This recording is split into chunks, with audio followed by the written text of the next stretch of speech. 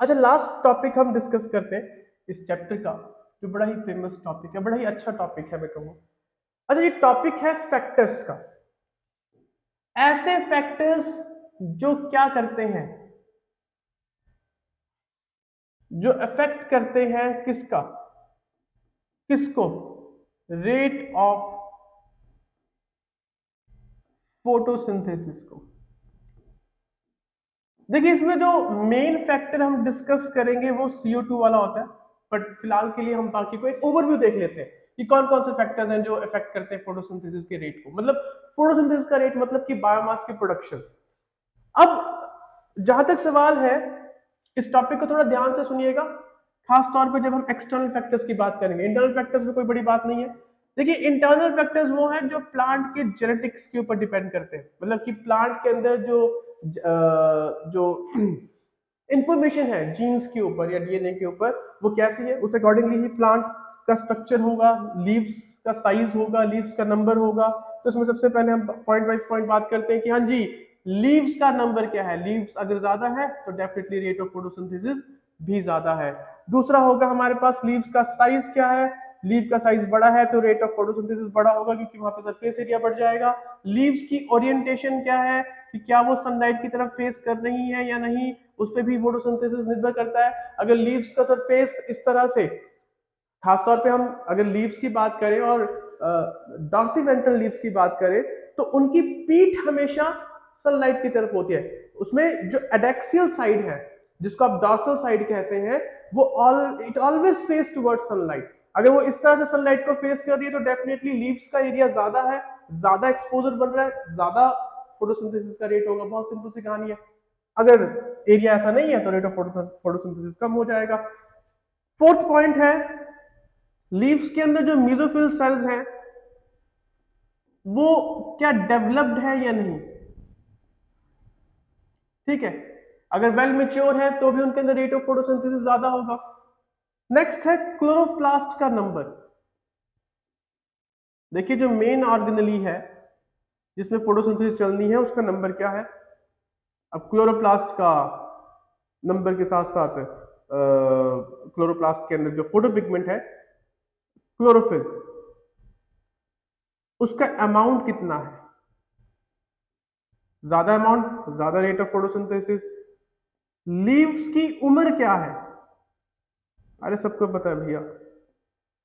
और CO2 की concentration खास तौर पे प्लांट्स के अंदर क्या है, सबको पता है। CO2 की कंसंट्रेशन अगर कम हो गई O2 से तो उल्टा फोटो रेस्पिरेशन शुरू हो जाएगी, C3 पाथवे फॉलो करने के बजाय।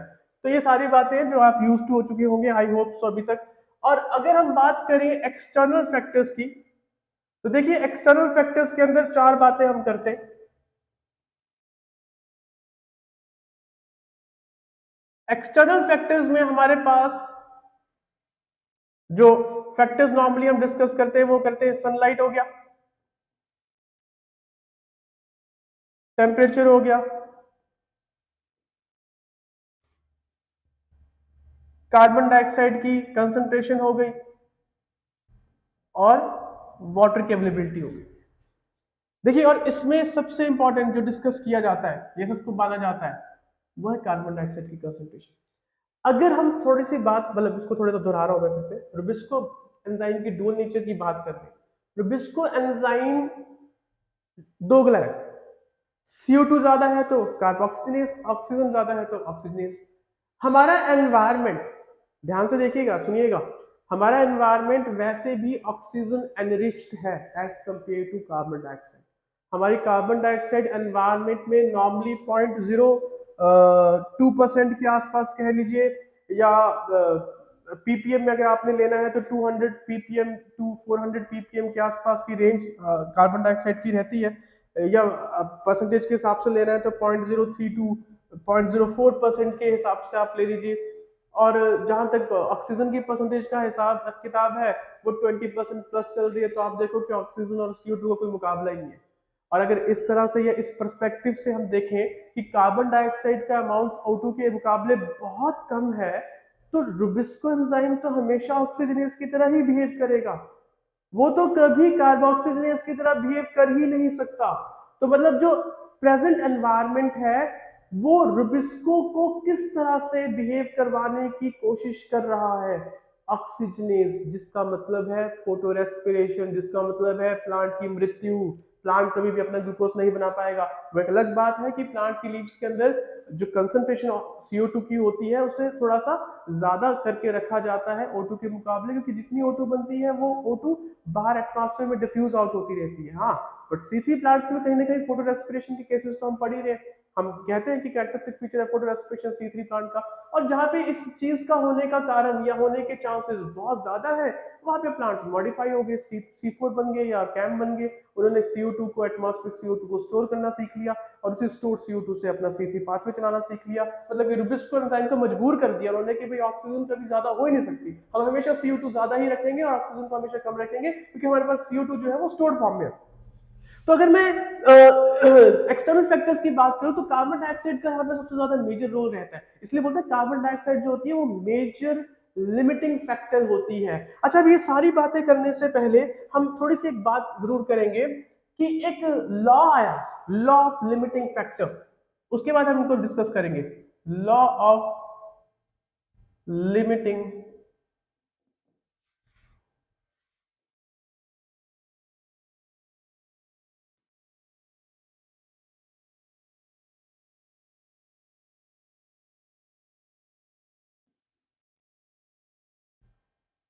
लिमिटिंग फैक्टर, इसको हम ब्लैकमैन्स लॉ भी कहते हैं, क्योंकि साइंटिस्ट थे एक ब्लैकमैन जिन्होंने इस सारी चीजों के बारे में डिस्क्राइब किया था। ये लॉ 1905, आई मीन टू से, ये जो एक्सपेरिमेंट किया गया, ये जो भी ब्लैकमैन जी ने यहाँ पे हमें समझाया, वो 1905 की बात है। ठीक है, तो ये लॉ क्या कहता है, सिंपल सरल भाषा में कहूंगा कि मान लीजिए आपके पास 4 फैक्टर्स हैं जो रेट ऑफ फोटोसिंथेसिस को कंट्रोल कर रहे हैं। इनमें से 3 फैक्टर्स ऑप्टिमम है, मतलब 3 फैक्टर्स भरपूर है, बट एक फैक्टर जो है वो सबसे कम है। तो रेट ऑफ फोटोसिंथेसिस वो वाला फैक्टर डिसाइड करेगा जिसकी अवेलेबिलिटी ऑप्टिमम वैल्यू पे नहीं है, जो कम है। बस जब तक वो ऑप्टिमम वैल्यू में नहीं आएगा तब तक रेट ऑफ फोटोसिंथेसिस मैक्सिमम या हाई रेट पे नहीं चलेगा या अपने मैक्सिमम रेट पे नहीं चलेगा। तो कहने का मतलब ये है कि उस वक्त, जिस वक्त की 4 फैक्टर में से 3 चीजें भरपूर मिल रही है, ऑप्टिमम कंडीशंस में मिल रही है प्लांट को, बट एक चीज उन 4 फैक्टर में से एक चीज, चाहे इनमें से आप कुछ भी चूज कर लीजिए, आपकी मर्जी है। फिलहाल के लिए तो मैं CO2 को चूज करता हूँ, CO2 सबसे बड़ा लिमिटिंग फैक्टर होता है। तो CO2 के मानो यहाँ पे CO2 का अमाउंट कम है, अब CO2 का अमाउंट, बाकी सबका अमाउंट ऑप्टिमम है। CO2 का अमाउंट जैसे जैसे आप बढ़ाएंगे रेट ऑफ फोटोसिंथेसिस भी बढ़ती जाएगी, जिसका मतलब ये है कि जो लिमिटिंग हो गया, जिसने लिमिट को या जिसने डिफाइन कर दिया इस लिमिट को कि भाई इतना ही लिमिट तक रेट ऑफ फोटोसिंथेसिस चलेगा, क्यों, क्योंकि मैं अभी उतना अवेलेबल नहीं हूं। तो जैसे जैसे मेरी अवेलेबिलिटी प्लांट्स को बढ़ाएंगे या प्लांट्स की तरफ मेरी अवेलेबिलिटी को इंक्रीज करेंगे, प्लांट्स के अंदर रेट ऑफ फोटोसिंथेसिस भी इंक्रीज होता जाएगा। तो ये जो लॉ था, ये सिंपल बड़ी सरल भाषा में मैंने आपको समझाया, तो कोशिश की है, बाकी आप लोगों को ज्यादा पता होगा कि कार्बन डाइऑक्साइड या कहीं कोई भी इनमें से फैक्टर अगर ऑप्टिमम कंडीशन में नहीं है तो सिर्फ वही फैक्टर होगा जो रेट ऑफ फोटोसिंथेसिस को डिसाइड करेगा, कितने रेट पे चलेगी, ज्यादा चलेगी कि कम चलेगी या मीडियम उसमें चलेगी। तो यहाँ पे सबसे पहले हम बात करते हैं लाइट की। अब लाइट जहां तक बात है, तो लाइट को हमने 3 चीजों में बांट दिया। किसमें? लाइट की क्वालिटी क्या है, ठीक है, दूसरा लाइट की इंटेंसिटी क्या है,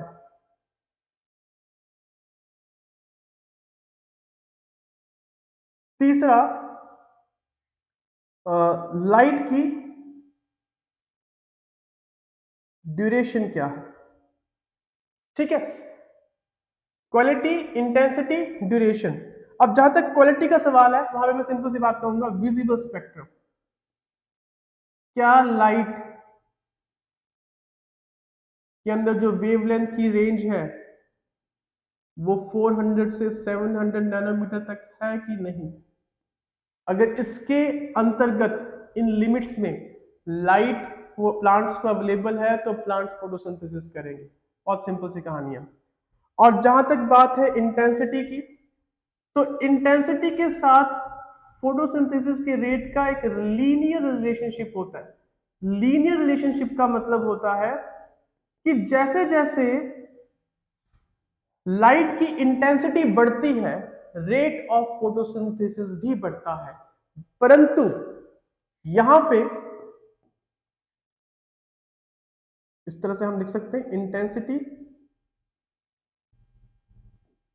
directly proportional to rate of photosynthesis, ठीक है, but to a certain level.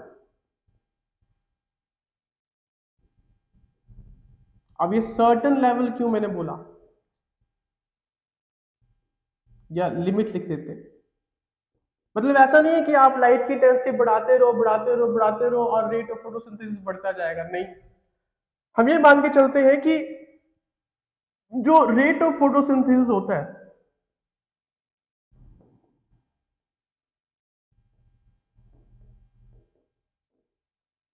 वो एट 10% ऑफ टोटल सनलाइट,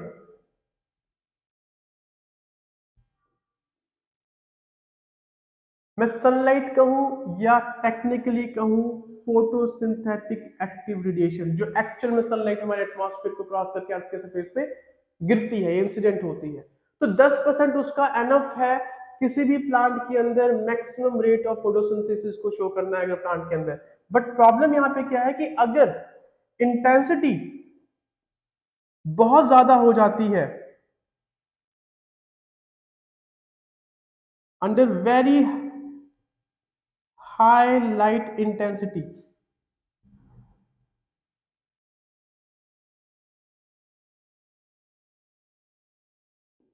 दिक्कत क्या होती है, एक इफेक्ट देखा जाता है जिसको हम बोलते हैं सोलराइजेशन।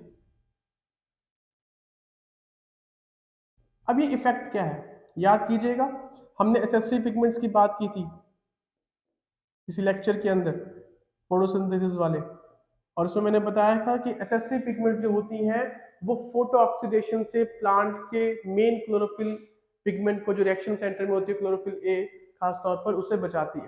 तो सोलराइजेशन भी बिल्कुल सेम वही चीज समझाने की कोशिश कर रही है कि अगर बहुत ज्यादा हाई इंटेंसिटी होगा तो क्या होगा, फोटो ऑक्सीडेशन हो जाएगा। फोटो ऑक्सीडेशन का मतलब है कि वो जो नेसेंट ऑक्सीजन हमने बनाई थी, लेक्चर्स में हमने डिस्कस किया है, वो नेसेंट ऑक्सीजन मेन रिएक्शन फोटोपिगमेंट के साथ, जो रिएक्शन सेंटर में फोटोपिगमेंट है क्लोरोफिल है, उसके साथ अटैच हो जाएगी, उसको अनस्टेबल कर देगी, डैमेज कर देगी, और जो फोटोफॉस्फोरेशन या लाइट डिपेंडेंट रिएक्शन है वो सब रुक जाएंगे।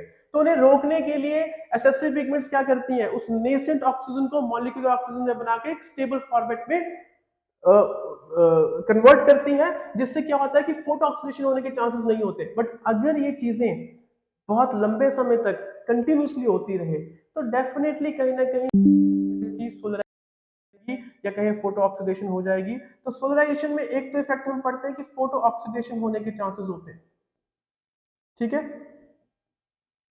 तो यू कैन सिंपली राइट कि फोटो ऑक्सीडेशन का मतलब है डैमेज टू फोटो पिगमेंट। और दूसरा है फोटो इनहिबिशन।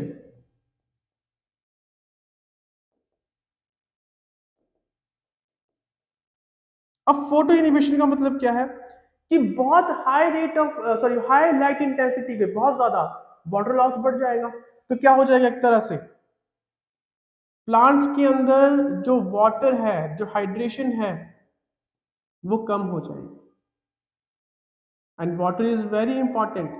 वैसे तो अगर मैं कुछ बात आपसे करूं, ज्यादातर वाटर का इस्तेमाल प्लांट्स अपने सेल्स को टर्जिट रखने के लिए करते हैं, क्योंकि जब तक सेल्स टर्जिट हैं वो अपनी शेप को रिटेन रख सकते हैं, ऑर्गेनेलीज के अंदर जो प्रोसेसेस हैं वो इजीली चला जा सकते हैं क्योंकि स्पेस मिलेगा। और अगर टर्जिडिटी वो लूज कर दें बिकॉज ऑफ वाटर लॉस, तो डेफिनेटली सेल्स के अंदर जो प्रोसेसेस हैं वो प्रोसेसेस नहीं चल पाएंगे। अब जहां तक बात है लाइट ड्यूरेशन की, तो लाइट ड्यूरेशन का यहाँ पे मैं कहूँ तो जितनी ड्यूरेशन अर्थ पे सनलाइट की रहती है वो एनफ रहती है हर प्लांट को अपना फोटोसिंथेसिस को ऑप्टिमम लेवल पे चलाने के लिए। और एक कंक्लूजन अगर निकाला जाए सिर्फ लाइट जैसे फैक्टर के लिए, तो हम ये कह सकते हैं कि लाइट लिमिटिंग फैक्टर बहुत रेयर केसेस में होती है। अदरवाइज हम सिंपली कह देते हैं कि इंटरमीडिएट लाइट जो होती है या कहें जो ज्यादा ना बहुत ज्यादा इंटेंसिटी की है ना बहुत कम इंटेंसिटी की है, वो एनफ होती है। इंटरमीडिएट क्या कहें तो इंटरमीडिएट लाइट जो है वो ऑप्टिमम रहती है for the rate of photosynthesis. ठीक है, मैक्सिमम लिख सकते हैं आप, या आपकी इच्छा है। मतलब इंटरमीडिएट इंटेंसिटी लाइट की होनी चाहिए, ना बहुत ज्यादा ना बहुत कम, जो कि यूजुअली होती ही है। तो लाइट बहुत रेयर केस में लिमिटिंग फैक्टर होता है। वो लिमिटिंग फैक्टर अक्सर वहां हो जाता है जैसे कि कोई प्लांट शेडेड एरियाज में है, जैसे स्कियोफाइट्स हैं, तो स्कियोफाइट्स तो फिर भी अडेप्टेड है। शेडेड एरियाज का मतलब है जहां पे आपके पास लार्ज कैनोपी है, बहुत घने जंगलों के अंदर बड़े बड़े पेड़ों से लाइट जो है वो सरफेस पे नहीं आ पाती। तो जो सरफेस पे छोटे छोटे हर्ब श्रब्स की तरह प्लांट्स हैं, उनको प्रॉपर लाइट नहीं मिलती, तो उनके लिए वो लिमिटिंग फैक्टर बन सकता है। या फिर लाइट उन प्लांट्स के लिए लिमिटिंग फैक्टर हो सकता है जो प्लांट्स डीप वाटर में है, मतलब खास तौर पे जो एक्वेटिक प्लांट्स सबमर्ज्ड होते हैं, उनके लिए भी एक लाइट लिमिटिंग फैक्टर बन सकता है। बट नॉर्मल इन जनरल बात करें तो लाइट का लिमिटिंग फैक्टर होना बहुत रेयर केस में देखा जाता है। नेक्स्ट फैक्टर है टेम्परेचर। तो देखिए टेम्परेचर की बात की जाए तो देखिए जहां तक प्लांट्स का सवाल है, एनवायरनमेंट में या ज्योग्राफिकली प्लांट जिस भी जगह पे पाए जा रहे हैं, कोई भी प्लांट है वो तभी वहां पे जिंदा है जब वहां का एनवायरनमेंट का टेम्परेचर उस जगह का पर्टिकुलरली उसके लिए सुटेबल है। सुटेबल मतलब वो उन डिफाइंड रेंज में है, लिमिट्स में है, जिस रेंज के अंदर वो प्लांट सर्वाइव कर सकता है। तो टेम्परेचर की बात की जाए तो टेम्परेचर को लेकर अगर हम एज एक्सटर्नल फैक्टर कंसीडर करें तो बहुत कम लेवल तक, मैं कहूं कि too much laser extent,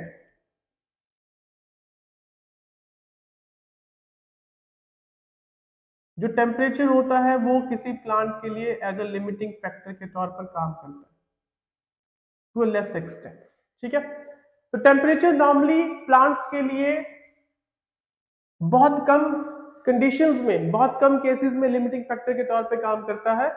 but यहां पे अगर मैं बात करूं C3 और C4 प्लांट की, देखिए इन दो प्लांट्स की बात करना बहुत जरूरी है। अब C3 प्लांट्स के लिए जो ऑप्टिमम टेम्परेचर रेंज होती है वो यूजुअली 20 टू 25 डिग्री सेल्सियस होती है। ठीक है, और जहां तक बात है, ऐसा नहीं कि टेम्परेचर इससे ज्यादा होगा तो प्लांट फोटोसिंथेसिस नहीं करेंगे, कुछ हद तक करेंगे। बहुत ज्यादा होगा तो डेफिनेटली प्लांट सिंथेसाइज या फोटोसिंथेसिस नहीं करेंगे। और जहां तक बात है optimum temperature range C4 plants की, तो it comes out to be almost, आप कह सकते हैं 30 टू 40 डिग्री सेल्सियस। ऐसा क्यों? क्योंकि मैंने ये पहले भी बात आपके साथ शेयर की है कि C4 प्लांट्स के अंदर एक temperature sensitive, you simply write because there is a temperature sensitive enzyme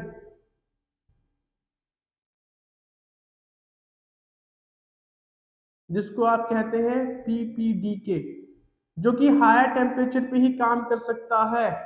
low temperature पे इसकी एफिशिएंसी कम हो जाती है, और अगर इसकी एफिशिएंसी कम हुई तो फोटोसिंथेसिस पे डायरेक्ट इफेक्ट होगा, रेट ऑफ फोटोसिंथेसिस कम होना शुरू हो जाएगी। तो ये चीज आप यहाँ पे याद रख सकते हैं। अब बात करते हैं मेन उसकी फैक्टर की, जो है carbon dioxide. But carbon dioxide को एज अ फैक्टर कंसीडर करने से पहले मैं कुछ बात जरूर आपके साथ करना चाहूंगा। यहां पर एक कंसेप्ट है कंपनसेशन पॉइंट। थोड़ा सा इस कंसेप्ट को ध्यान से समझिएगा। कंपनसेशन पॉइंट का मतलब होता है, अगर ध्यान से आप समझें, कंपनसेशन पॉइंट एक ऐसा पॉइंट है जहां पे rate of photosynthesis, ROP in short, becomes equal to rate of respiration. हम सबको पता है कि प्लांट्स के अंदर फोटोसिंथेसिस, रेस्पिरेशन दोनों चलते हैं। फोटोसिंथेसिस के दौरान प्लांट्स ग्लूकोज बनाते हैं, और रेस्पिरेशन के दौरान प्लांट उस ग्लूकोज को तोड़कर ATP की मैन्युफैक्चरिंग करते हैं। बट यहाँ पे अगर हम थोड़ा सा इस कंसेप्ट को ध्यान से देखें तो रेट ऑफ फोटोसिंथेसिस, फोटोसिंथेसिस का आउटकम क्या है? ग्लूकोज। और रेस्पिरेशन से उस ग्लूकोज को तोड़कर किस में कन्वर्ट किया जा रहा है? एटीपी मॉलिक्यूल्स के में कन्वर्ट किया जा रहा है, और यही एटीपी मॉलिक्यूल्स प्लांट अपनी ग्रोथ और रिपेयर मैकेनिज्म्स के लिए यूज कर रहे हैं। और कंपनसेशन पॉइंट एक वो पॉइंट है या ऐसी सिचुएशन है जहां पे rate of photosynthesis rate of respiration के इक्विवेलेंट हो जाता है, जिसका मतलब मैं यहाँ पे ये कह सकता हूँ, पहली बात तो ध्यान से सुनिएगा, कंपनसेशन पॉइंट वाली कहानी आप सिर्फ दिन के समय कर सकते हैं। क्यों? रात को क्यों नहीं? जनाब रात को फोटोसिंथेसिस नहीं चलती, सिर्फ दिन में चलती है। और रेस्पिरेशन एक ऐसा प्रोसेस है जो दिन है या रात वो चल ही रही है, वो कंटिन्यूसली चल रही है प्लांट्स के अंदर। तो डे टाइम पे ही हम ये कह सकते हैं, कंपनसेशन की पॉइंट की बात कर सकते हैं। अब अगर ऐसी सिचुएशन आ जाए तो क्या होगा कि जितना भी फोटोसिंथेसिस के दौरान CO2 का यूज हो रहा है, वो CO2 वो है जो रेस्पिरेशन के दौरान प्लांट रिलीज कर रहे हैं, तो उसी CO2 को प्लांट अपनी फोटोसिंथेसिस में यूज कर रहे हैं टू मैन्युफैक्चर ग्लूकोज। और जितना फोटोसिंथेसिस के दौरान O2 रिलीज हो रहा है वो प्लांट अपनी रेस्पिरेशन में यूज कर रहे हैं, रेस्पिरेशन को करवाने के लिए, क्योंकि रेस्पिरेशन के अंदर ऑक्सीजन की डिमांड है ही है। तो कंपनसेशन पॉइंट में क्या होगा कि दो तीन चीजें, एक तो नेट गैसेस एक्सचेंज,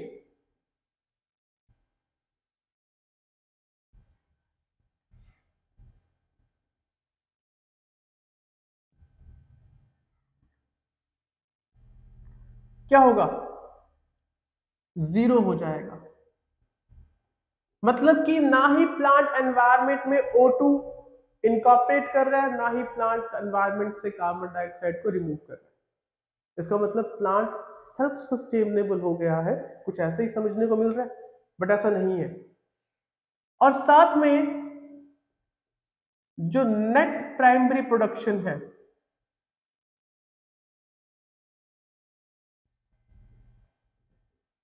या कहें जो नेट फोटोसिंथेसिस है,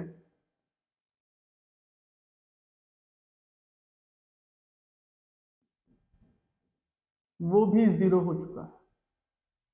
अब किसी किसी को ऐसा लगेगा कि देखिए प्लांट जब अपनी जरूरत को खुद ही पूरा कर रहा है तो उसे हमारे जैसे ऑर्गेनिजम्स की जरूरत नहीं है, उसे एनवायरनमेंट से कार्बन डाइऑक्साइड को भी रिमूव करने की या यूज करने की जरूरत नहीं है। बट अगर कोई आप ध्यान समझिए कि जब हम खाना खाते हैं तो क्या खाना हमारा सिर्फ एटीपीज को या एनर्जी को बनाने के लिए ही यूज होता है? क्या वो हमारे बॉडी के किसी बायोमोलिक्यूल का हिस्सा नहीं बनता? और अगर मैं कार्बन डाइऑक्साइड की बात करूं तो कार्बन एक मेजर एलिमेंट है, मेजर एटम है हर किसी बायोमोलिक्यूल का, चाहे वो आपका न्यूक्लिक एसिड है, चाहे वो आपका फैटी एसिड है, फैट है, चाहे प्रोटीन है, चाहे कार्बोहाइड्रेट्स है, जिस मर्जी की बात कर लीजिए, कार्बन वहां पर एज अ स्ट्रक्चरल कंपोनेंट की तरह काम कर रहा होगा। तो यहाँ पे तो आपने एक तरह से ऐसा कुछ बना दिया प्लांट को कि प्लांट अपने ही CO2 को यूज कर रहा है, उससे सिर्फ ग्लूकोज बना पा रहा है। बाकी की चीजें कहां से आएंगी प्लांट्स के पास? बाकी अगर उसको कोई ऑर्गेनिक मॉलिक्यूल मैन्युफैक्चर करना है तो उसके लिए जो एक्स्ट्रा कार्बन चाहिए वो कहां से आएंगे? क्योंकि उसके जो ग्लूकोज के कार्बन है वो तो उसके एनर्जी को प्रोड्यूस करने में यूज हो रहे हैं। So from where else that extra amount of carbon dioxide will come in plants? Definitely from the atmosphere. And if this point of compensation persists for a longer period of time, लंबे समय तक persist करता है, निरंतर चलता है, या निरंतर प्लांट के अंदर कंपनसेशन पॉइंट देखा जाता है, तो प्लांट अनफॉर्चुनेटली कभी ना कभी मर जाएंगे, क्योंकि वो कार्बन डाइऑक्साइड जो खुद की यूज कर रहे हैं वो उसके लिए एनफ नहीं है कि वो बाकी के बायोमोलिक्यूल्स को, जो कि उसकी बॉडी के कंपोनेंट्स बनेंगे, उससे उसकी ग्रोथ होगी, बॉडी साइज बढ़ेगा, रिपेयर होगी, उन कार्बन डाइऑक्साइड मॉलिक्यूल्स का ना होना, या कहें उन carbon dioxide extra carbon dioxide molecules को ना यूज कर पाना, जो कि प्लांट में कंपोजिशन पॉइंट के दौरान होता है, वो प्लांट्स को कहीं ना कहीं नुकसान करेंगे, अल्टीमेटली प्लांट्स विल डाई। तो कंपोजिशन पॉइंट जो होता है वो प्लांट्स के अंदर उतना ही घातक है जैसे हमारे लिए, क्योंकि देखिए अगर प्लांट ऐसा करेंगे तो हम लोगों को ऑक्सीजन कौन देगा? और हमारी जो CO2 रिलीज हो रही है बॉडी से वो कौन कंज्यूम करेगा? एटमॉस्फेयर में तो CO2 इंक्रीज होना शुरू हो जाएगी और ऑक्सीजन डिप्लीट या डिक्रीज होना शुरू हो जाएगी। तो ये तो हमारे लिए तो दिक्कत है ही है, बट ऐसा नहीं है कि प्लांट्स के लिए भी दिक्कत नहीं है, ये प्लांट्स के लिए भी उतना ही घातक है जितना हमारे लिए। तो यहाँ पे आप एक चीज समझ सकते हैं, कंपनसेशन पॉइंट जो होता है वो प्लांट्स के लिए सही नहीं होता, क्योंकि वहां पे net photosynthesis and net primary productivity come zero हो जाती है, और साथ ही साथ के में वहां पे गैसेस एक्सचेंज जो कि एनवायरनमेंट और प्लांट्स के बीच में हो रहा है वो भी जीरो हो जाता है। And it is the process और the point which is not good for plants अगर बहुत लंबे समय तक चले। अब ये कंपनसेशन पॉइंट का जो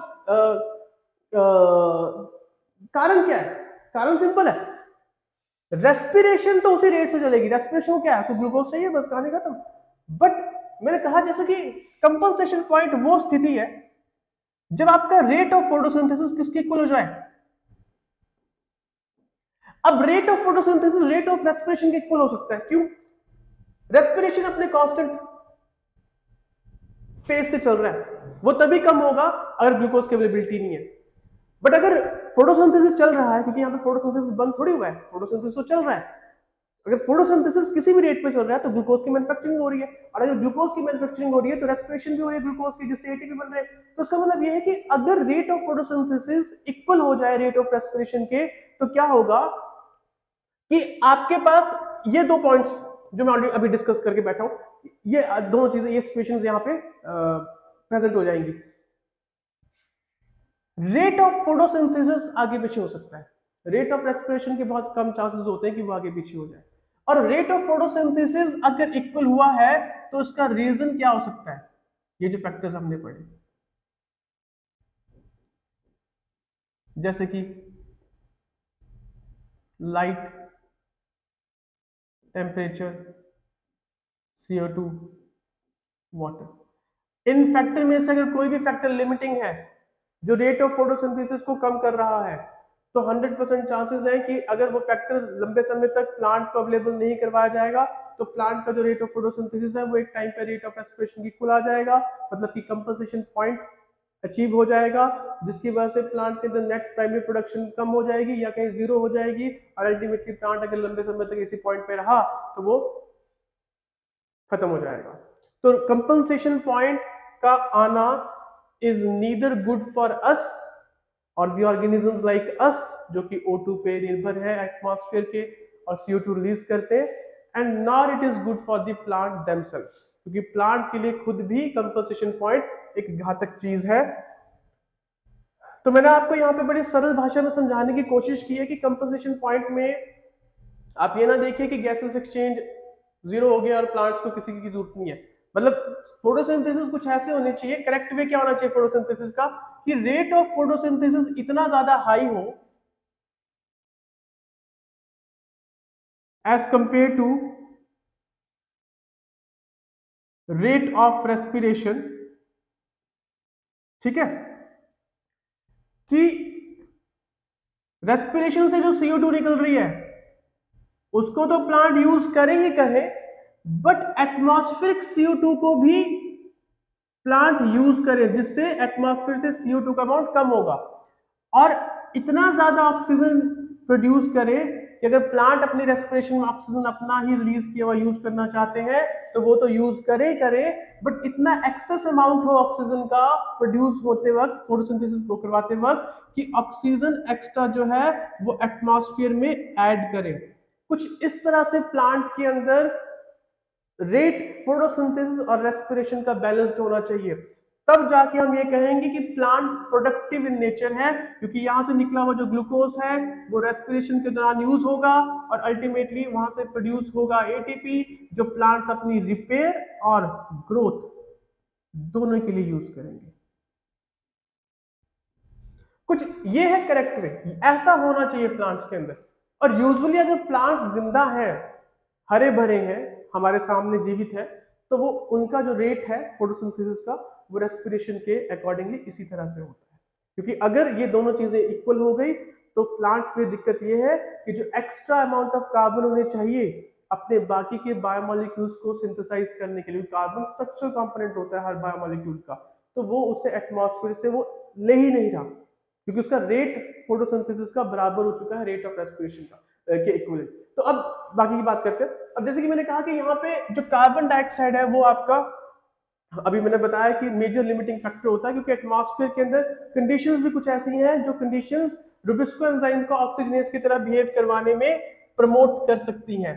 तो बात अगर कार्बन डाइऑक्साइड की है तो कार्बन डाइऑक्साइड के अंदर जैसे कि मैंने कहा कि कार्बन डाइऑक्साइड की concentration, let me scroll it down,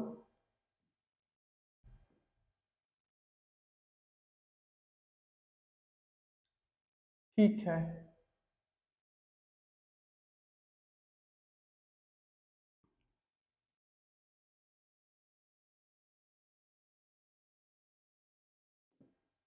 जैसे मैंने कहा कि CO2 का जो कंसंट्रेशन है वो मेजर लिमिटिंग फैक्टर रहता है प्लांट्स के अंदर,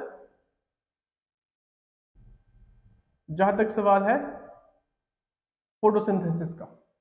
अब CO2 की कंसंट्रेशन इसलिए मैंने मेजर लिमिटिंग फैक्टर कंसीडर की है क्योंकि अगर आप एटमॉस्फेयर के अंदर देखें तो CO2 की कंसंट्रेशन जो है वो 0.03 से लेके 0.04% के आसपास है, या आप इसको ऐसे कह सकते हैं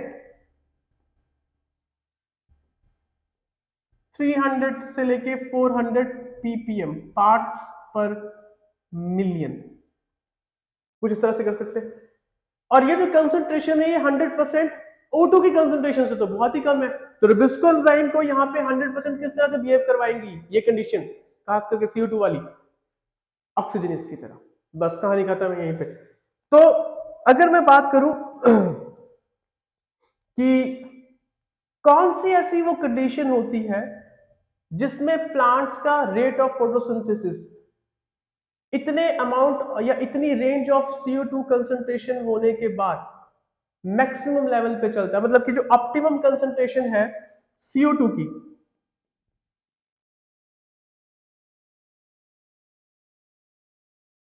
वो C4 प्लांट के लिए क्या है और C3 प्लांट के लिए क्या है। देखिए मैं इसको बहुत सिंपल और सरल भाषा में समझाने की कोशिश करता हूं। कैसे? अब मान लीजिए हमारे घरों के अंदर नॉर्मली क्या होता है कि शहरों में वाटर सप्लाई होती है। कुछ लोगों के पास वाटर सप्लाई के बाद एक रिजर्वायर टैंक होता है जहां पे वो पानी को स्टोर करते हैं, और कुछ लोग ऐसे भी होते हैं जिनके पास डायरेक्ट पानी आता है, जितना यूज करना चाहते हैं वो यूज करते हैं, और फिर वो नेक्स्ट डे पानी का वेट करते हैं जब भी पानी की सप्लाई सरकार द्वारा या जहां से भी सोर्स है वहां से आएगा तब वो यूज करेंगे। और जो लोग ऑलरेडी वाटर को स्टोर करके बैठे हुए हैं उन्हें पानी की सप्लाई आने का उतना ज्यादा इंतजार नहीं होता जितना उन लोगों को होता है जिन लोगों के पास वाटर को स्टोर करने की कोई सुविधा ही नहीं है। तो प्लांट जहां पे C3 है वो लोग हैं, या उन लोगों की तरह मैंने उनको कंपेयर किया है जो डायरेक्ट वाटर सप्लाई पे डिपेंडेंट है, मतलब आएगी CO2 फिर काम चलेगा, C3 पाथवे चलेगा, ग्लूकोज बनेगा। और अगर हम C4 पाथवे की बात करें तो C4 पाथ या C4 प्लांट जो है उन्होंने क्या कर रखा है कि CO2 को स्टोर कर रखा है। तो अब आपके दिमाग में अगर एक सिंपल लॉजिक है तो आप लॉजिकली इस चीज को समझ सकते हैं कि कौन सा लोग पानी के लिए ज्यादा निर्भर होंगे या कहीं ज्यादा उतावले होंगे, जिनके पास पानी स्टोर्ड है या जो डायरेक्ट वाटर सप्लाई पे निर्भर है। ऑब्वियसली बात है जिन लोगों के पास स्टोर्ड वाटर नहीं है, जो डायरेक्ट पानी की सप्लाई पे जब नलके में पानी आएगा तब वो उस पानी को यूज करेंगे, वो लोग ज्यादा उतावले हुए होंगे कि बस पानी आ जाए। पर जिनके पास स्टोर्ड है वो तो जब मन करे तब पानी को यूज कर सकते हैं according to the their utility. तो डेफिनेटली अगर C3 और C4 प्लांट की बात करें तो C3 और C4 प्लांट के अंदर रुबिस्को एंजाइम को किस किस प्लांट के अंदर रुबिस्को एंजाइम को कार्बोक्सिजनेज की तरह बिहेव करवाने के लिए एटमॉस्फेयर में ज्यादा CO2 की रिक्वायरमेंट रही होगी, जो प्लांट डायरेक्ट एटमॉस्फेयर की CO2 पर निर्भर करते हैं, और वो है आपके C3 प्लांट। और वहां पे हमें पता है कि रुबिस्को एंजाइम को कार्बोक्सिजनेज की तरह बिहेव करवाने के लिए उसमें CO2 का आसपास अमाउंट O2 के मुकाबले ज्यादा रखना पड़ेगा। तो एनवायरमेंट के अंदर भी CO2 का अमाउंट O2 के मुकाबले किसको ज्यादा जरूरत पड़ेगी कि ज्यादा अमाउंट एनवायरमेंट में हो CO2 का, तो 100% है C3 प्लांट पे। C3 प्लांट को ज्यादा ये रिक्वायरमेंट रही होगी। तो अगर मैं ये कहूँ कि ऑप्टिमम जो कंसंट्रेशन है CO2 की, देखिए वैल्यूज याद करना एक अलग बात है बट अंदाजा समझना या अंदाजा लगाना एक अलग बात है। तो इतना अंदाजा तो हमें लग ही गया होगा कि C3 प्लांट को ज्यादा एटमॉस्फेरिक CO2 की रिक्वायरमेंट होती है as compared to C4 plant, क्योंकि C4 प्लांट CO2 को स्टोर करते हैं और C3 प्लांट CO2 को स्टोर नहीं करते, इसलिए वो डायरेक्टली एटमॉस्फेयर पे डिपेंडेंट होते हैं। तो 100% है कि जो C4 प्लांट के अंदर ऑप्टिमम कंडीशन होगी कार्बन डाइऑक्साइड की, वो as compare to C3 plant कम ही रही होगी। और दूसरी कहानी यहां पे ये है, इसको कम की रिक्वायरमेंट है और इसको ज्यादा की रिक्वायरमेंट है। और जहां तक बात है सैचुरेशन की,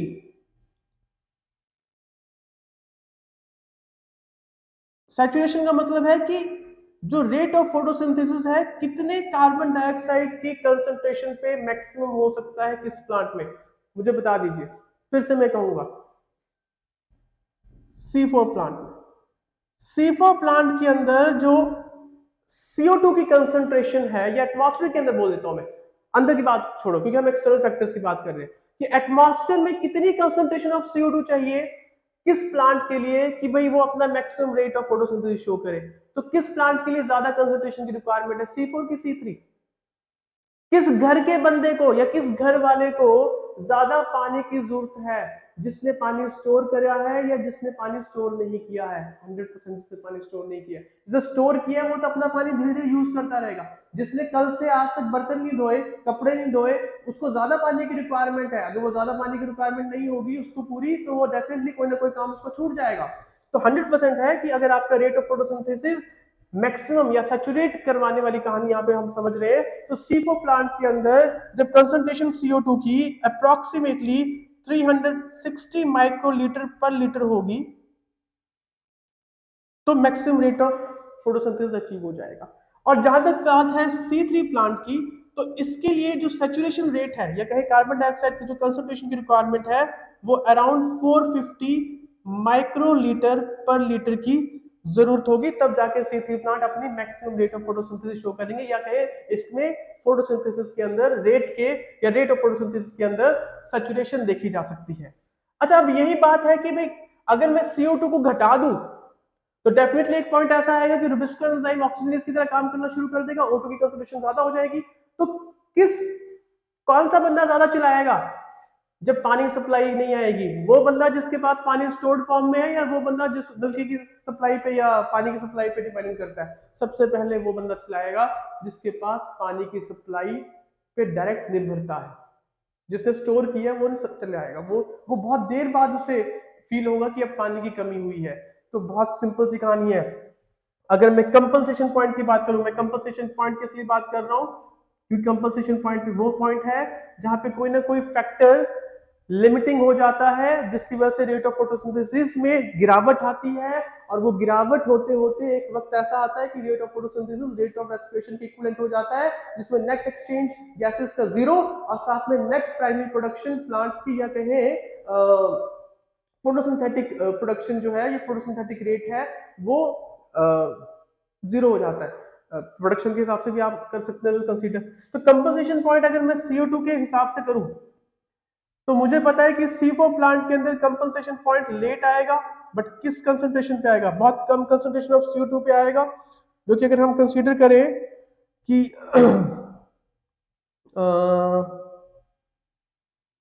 C4 प्लांट के अंदर मैं रेंज लिख देता हूं। जब एटमॉस्फेयर में कंसंट्रेशन CO2 की कुछ इस तरह से होगी 0 to 10 ppm, तब C4 प्लांट के अंदर कंपनसेशन पॉइंट आएगा, जो कि बहुत कम है अगर हम C3 प्लांट की बात करें, क्योंकि C3 प्लांट के अंदर यही कंपनसेशन पॉइंट एटमॉस्फेयर के अंदर जब CO2 25 to 100 ppm पहुंचेगी, उसी वक्त पहुंच जाएगा, मतलब उसी वक्त ये अचीव हो जाएगा। तो कौन से प्लांट ज्यादा रिस्क पे हैं अगर CO2 की कंसंट्रेशन एटमॉस्फेयर में कम होती है? सबसे पहले C3 और लास्ट में C4, क्योंकि C3 प्लांट डायरेक्ट एटमॉस्फेयर की CO2 पे निर्भर करते हैं, और C4 प्लांट जो है वो स्टोर्ड फॉर्म ऑफ CO2 में या CO2 के ऊपर निर्भर करते हैं। अब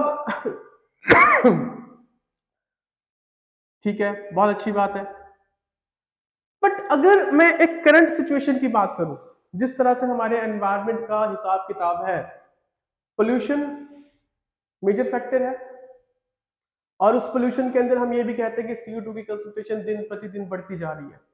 देखिए, अगर मैं CO2 की कंसंट्रेशन की बात करूं, तो CO2 की कंसंट्रेशन अगर आप बढ़ाते हैं, तो किस प्लांट के अंदर सबसे पहले आपको रेट ऑफ फोटोसिंथेसिस बढ़ता हुआ दिखाई देगा? No doubt C4 plants already twice 2 गुना एफिशिएंट है as compared to C3 plant. But अगर मैं सिर्फ रेट ऑफ फोटोसिंथेसिस की बात करूं कि मैं एटमॉस्फेयर के अंदर CO2 की कंसंट्रेशन को बढ़ा रहा हूं, तो किस प्लांट के अंदर आपको लगेगा कि भाई हाँ इसमें देखा जा रहा है कि यार जैसे जैसे हम CO2 बढ़ा रहे हैं इसमें बहुत जल्दी चेंज देखा जा रहा है कि इसके अंदर रेट ऑफ फोटोसिंथेसिस एकदम CO2 की कंसंट्रेशन बढ़ाने के साथ साथ बढ़ता जा रहा है।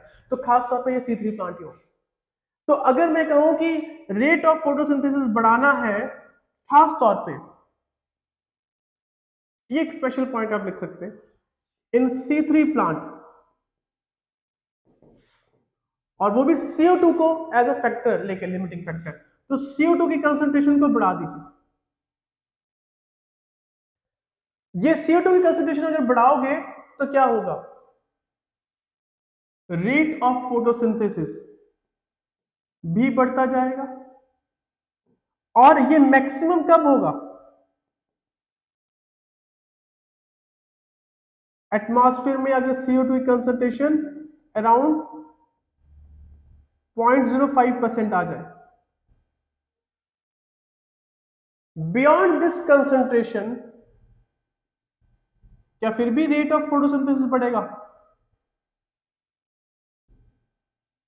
नहीं। क्यों?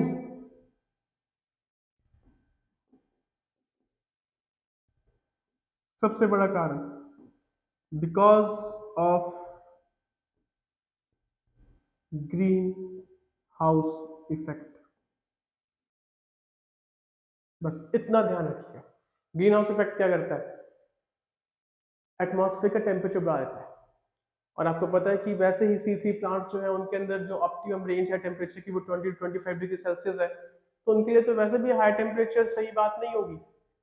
भले ही CO2 की कंसंट्रेशन वहां पे बढ़ाकर उनके अंदर फोटोसिंथेसिस रेट के अंदर इंक्रीमेंट देखा जा रहा है, इंक्रीज हो रहा है, बट वो एक लिमिट तक है। उसके बाद अगर आप CO2 की कंसंट्रेशन को फिर भी बढ़ाते जाएंगे तो 100% डिक्लाइन होगा, क्योंकि टेम्परेचर इंक्रीज हो जाएगा ग्रीन हाउस इफेक्ट की वजह से। आई होप आप लोगों को पता होगा ग्रीन हाउस इफेक्ट क्या होता है।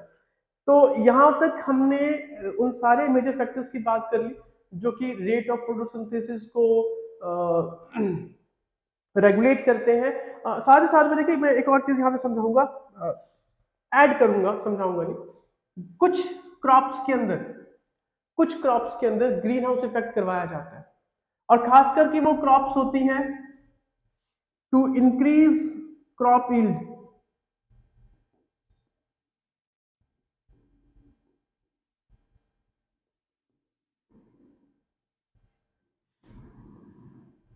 We use this green house effect, या आप कह सकते हैं कि वी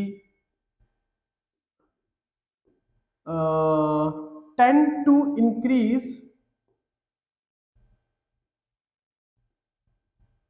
CO2 कंसंट्रेशन। हम CO2 की कंसंट्रेशन को बढ़ा देते हैं C3 प्लांट्स के अंदर। तो C4 प्लांट्स के अंदर ना यील्ड का कोई खास यहाँ पर आप यील्ड को इंक्रीज नहीं कर सकते, क्योंकि C4 तो वैसे भी CO2 पे बहुत कम निर्भर है, डायरेक्टली, इनडायरेक्टली तो है। जैसे कि आपने अभी देखा कि सैचुरेशन भी बहुत जल्दी आता है। अच्छा, कंपनसेशन पॉइंट भी बहुत लेट शो करते हैं। देखो एटमॉस्फेयर में जब तक इतनी CO2 नहीं पहुंच जाएगी, इतनी कम नहीं हो जाएगी, तब तक सैचुरेशन नहीं करेंगे, तो बढ़िया ढंग से अपने रेट ऑफ फोटोसिंथेसिस को करेंगे। और इवन सैचुरेशन भी बहुत कम, ऑक्सीजन CO2 की कंसंट्रेशन जो एटमॉस्फेयर में उस पर इनकी सैचुरेशन हो जाएगी, मतलब maximum rate of photosynthesis achieve हो जाता है। तो ग्रीन हाउस इफेक्ट का जो ज्यादातर इस्तेमाल है वो हम C3 प्लांट्स की क्रॉप, अगर एज अ क्रॉप यूज कर रहे हैं किसी C3 प्लांट को, तो उसकी यील्ड को बढ़ाने में यूज करते हैं। तो यहाँ तक हमारा ऑलमोस्ट सारा ही चैप्टर डिस्कस हो गया है। तो नेक्स्ट चैप्टर जो हम डील करेंगे, इसमें जो कुछ भी पार्ट डिटेल है, एनसीईआरटी में सब कवर हो चुकी है ऑलमोस्ट। जो डिटेल्ड पार्ट है उसके लिए हम एक्सक्लूसिव कोई ना कोई लेक्चर यहाँ पे एड ऑन कर देंगे। ठीक है, चलो ठीक है, थैंक यू।